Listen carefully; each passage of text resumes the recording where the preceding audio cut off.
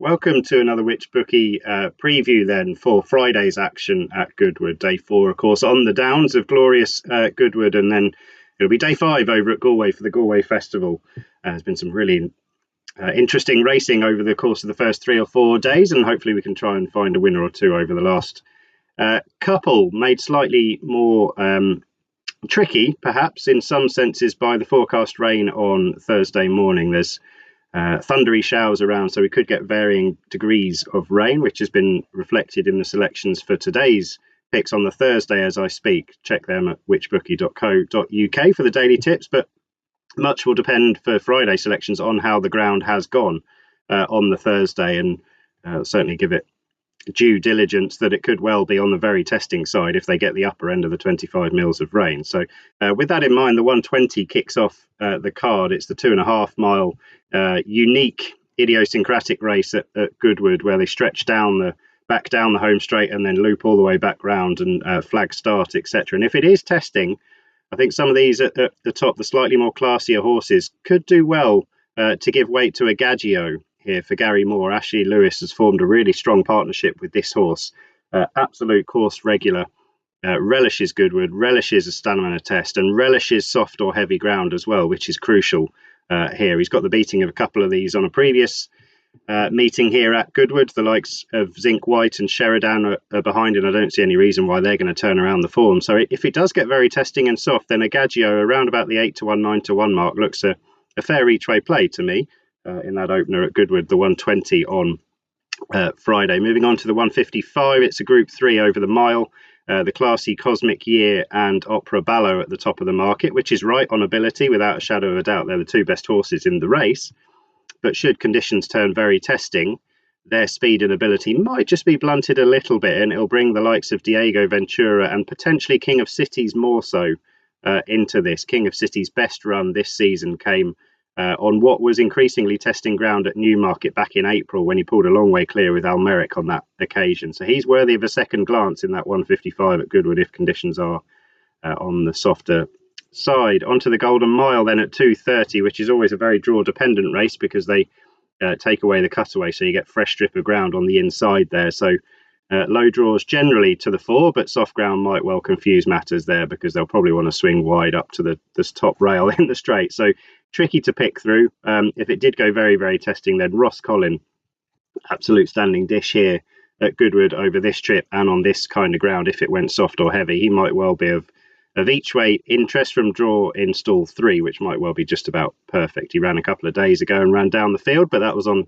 probably unsuitably fast ground. So he's one to keep on the radar for that Golden Mile, but we'll see how things pan out in terms of the ground before then. A few extra thoughts from Will that were missed out. The 305 at Goodwood, both Kurdos and Town and Country are interest, ground and draw dependent, really. In the 455 and Darwy, ran a cracker on Wednesday. This is a drop-in class. Lover Johnson, middle distance handicapper, backing up after a quick turnaround. Another one from Will there at Goodwood. On to Galway, 6 o'clock, never a dull moment. Will says Shawley has been lined up for this after 2 course wins last season. Then in the next race at Galway, the 6:35, Nan's View. Been waiting for her to run again, Will says, and given she's a course and distance winner, it's interesting they're rolling the dice in a valuable race here. Check out Will's final thoughts at whichbookie.co.uk. Oi, oi, hello and welcome to Goodwood Festival Day 4 preview. My thoughts, Dave Young, for Which Bookie. You've already heard Will Smith's insight for Friday's racing. This week is absolutely flying by, but good action to get stuck into. We've got 7 races. I'm going to quickly surmise and tell you where my thoughts are at this moment. Now, you'll better click a link in the description for the whichbookie.co.uk tips page. Going okay. We had a couple of places and a winner from 3 selections on Wednesday. I've got a few chances on Thursday. There is some weather that's coming in that's going to mean potentially a change in the ground. So all these things are considered at the time of recording, but they're also considered when posting our selections on the website. So look, let's crack on. The 120 kicks us off with a Goodwood handicap, 2.5 miles and half a furlong.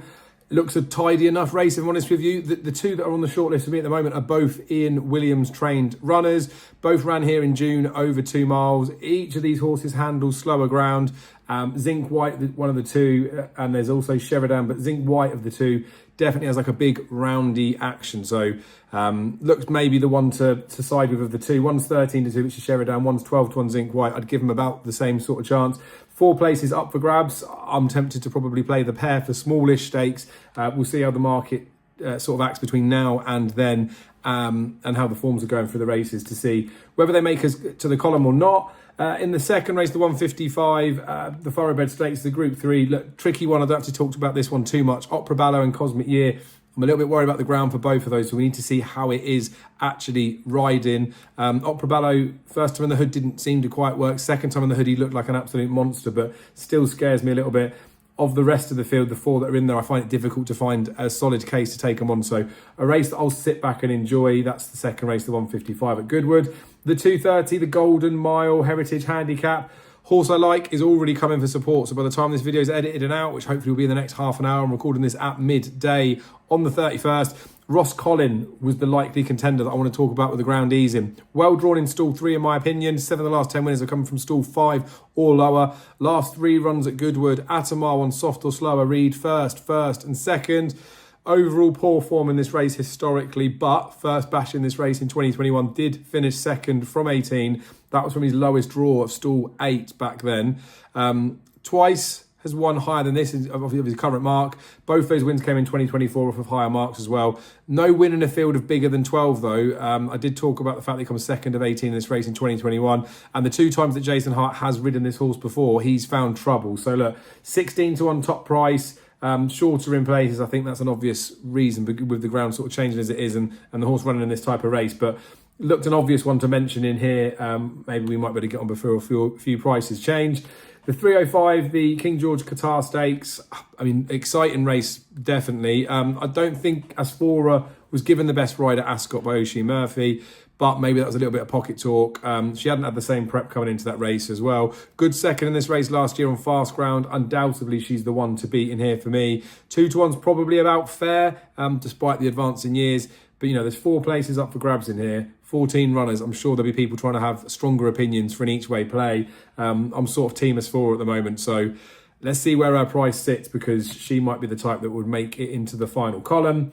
345 over 1 mile, 1 furlong is a condition stakes race. Now, Haunted Dream won this race last year. Liberty Lane is a very classy horse on his day. Got some big RPRs in there. I think if ever there's a horse that's been crying out for a step up in trip on multiple occasions, it is Carry the One. Bit of an old horse now, but he's always been eye-catching. I say always, mostly he's been eye-catching in races. His running style causes him to finish strongly and, like I say, can look eye-catching on a number of occasions. While he's only had the 1 run this season, it was at 7 furlongs. I'd put a line through that. I think this race could be right up his street. Conditions race. 9 furlongs for the first time in his career. I think that'll be fine. He acts on any ground. His career best effort on his last run last season came under Sumion. So while he's not been round here, you know, he's been to Ascot, straight course there, and he's gone round the corner as well. But I think that Carry the One, he's a bottom price 13-2 with some firms. He's a top price 11-1. A big discrepancy between them. But I think Carry the One would be one I would definitely want to have a chance with. And with his running style, the 3 places up for grabs with 9 runners looks fine to me. In the 420, a nursery handicap. This is a race where handicap debutants have gone well, and I want to play 2 handicap debutants in here. They've got different variances of experience though. The first is Shaman Champion. Bottom price 5 to time recording. Top price 7-1. That 7-1 is only with 3 places though, so you take a bit short. A 13-2, 4 places up for grabs. Big eye catcher last time out. Surely better than the mark of 83. Even the run before in the Windsor Castle wasn't bad. The second is Logie Bear, who also ran in that Windsor Castle. Plenty of racing now, but this is the handicap debut, so they've waited a little bit there. Same mark as the other horse, Shaman Champion, both 83. The early career form for Logie Bear, though, reads really well in the context of this race. Never at the races last time in the Super Sprint, slow out the stalls, but only 6-1 in that race. Failed to show much in the Windsor Castle before, but that would both try and run in at 5 furlongs. This is 6 furlongs. It's a trip which Jamie Spencer has ridden for him twice, so the 22-1 looks worth chancing with that jockey back on there again.